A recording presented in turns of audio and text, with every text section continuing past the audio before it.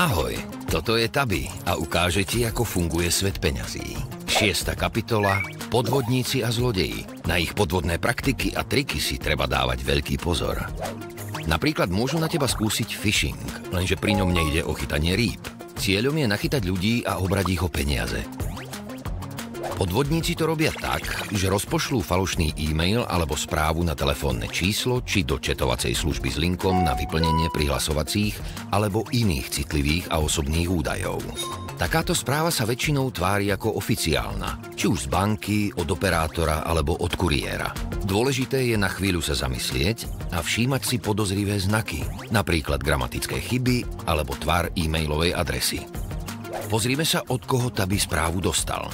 Vidíš tam niečo podozrivé? Klientské.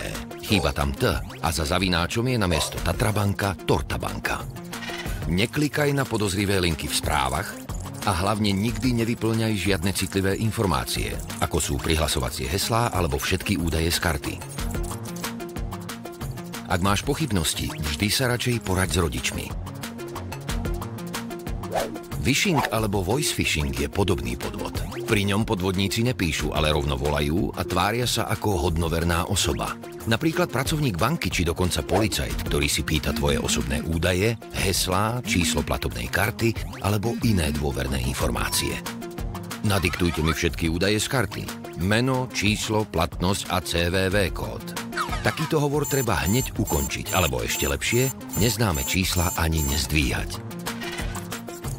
Pamätaj, banka si od teba nikdy nevypýta prihlasovacie údaje do tvojej bankovej aplikácie ani všetky údaje z karty. Poďme si to zopakovať.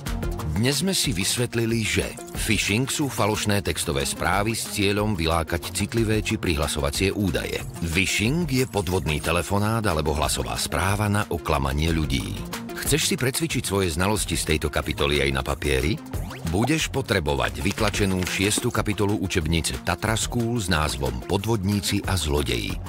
Nájdeš ju na www.tatraschool.sk v časti Učebnica. Potom už len pero, ceruzku a farbičky. Nenechaj sa oklamať a užívaj si svet peňazí bez strachu. Chceš sa dozvedieť viac? Stiahni si Tabi aplikáciu.